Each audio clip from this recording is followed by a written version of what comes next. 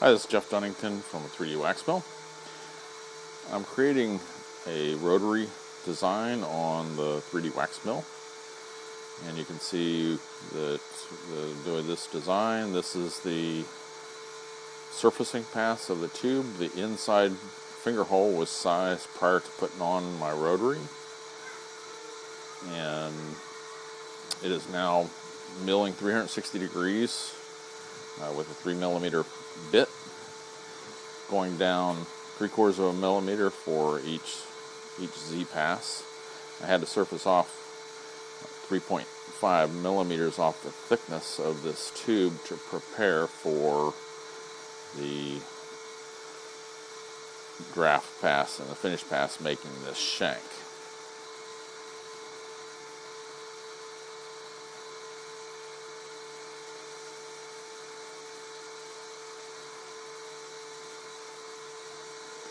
This is now the draft pass of the shank, and as you can see, I'm about 1/3 of the way through the milling process.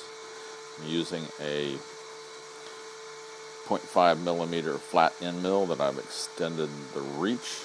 Again, it's milling 360 degrees around the piece in layers going down through for the draft pass. This draft pass takes probably about 45 minutes to do. The thickness of the shank at the top is 2 millimeters, tapering down to about 1¼ millimeters. We'll be moving on to the finishing pass next.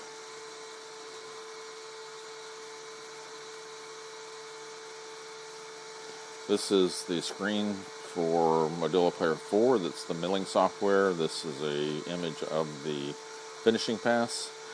The step over, or the path interval for this pass, is 0.05 of a millimeter. I'm going to be using the same end mill that I used for the draft pass, and here you can see we're milling the finishing pass of this wax, and again it's 2 millimeters right about at this point. At thickness, this pass will take about 30 minutes to complete. This was all designed with 3D engrave and milled with Modula Player 4 on my 3DWaxMill rotary. This is a great little system, $4,750. It's an incredible workhorse. Be able to create a complex shank like this, and many other things. Help you in your productivity, your workshop, and accuracy of waxes. This concludes this video.